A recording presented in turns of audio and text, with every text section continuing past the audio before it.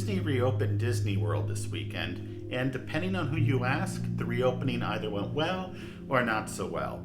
I don't want to be political here, nor am I a doctor, but there is a non-political and non-medical reason that economists would expect this reopening to not go over swimmingly.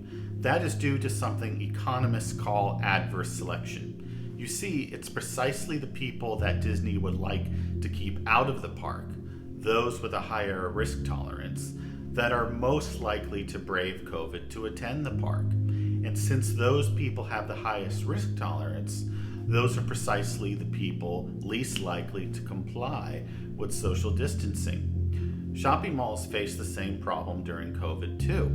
The people most likely to shop in the mall during COVID are precisely the people you'd wish did not select into doing so.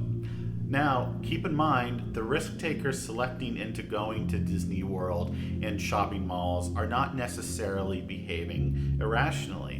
In economics, to behave rationally is to pursue your happiness.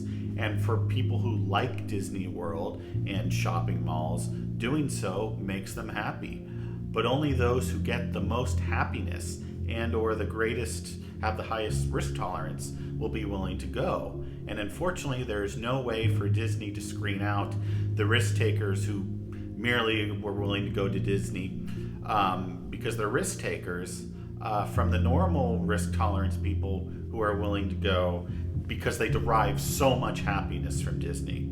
More generally, adverse selection occurs when two parties in a transaction, in this case parkgoers and Disney, do not share the same information. The most famous example is with health insurance.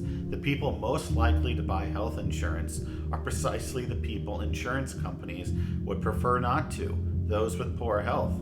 The insurance companies know this, and they raise premiums to compensate so they don't go bankrupt, which in turn causes even more healthy people to leave, which leads to higher rates, which leads to more healthy people to leave, and the cycle repeats in a vicious cycle until health insurance is no longer affordable for most.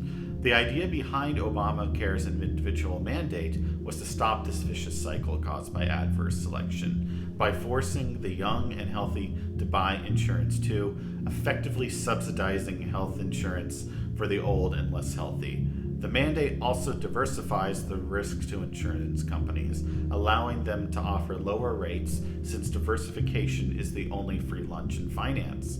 The mandate has since been repealed by Congress, but has not caused Obamacare to go bust due to adverse selection, as many economists predicted. I hope this video was helpful. If so, please like and subscribe.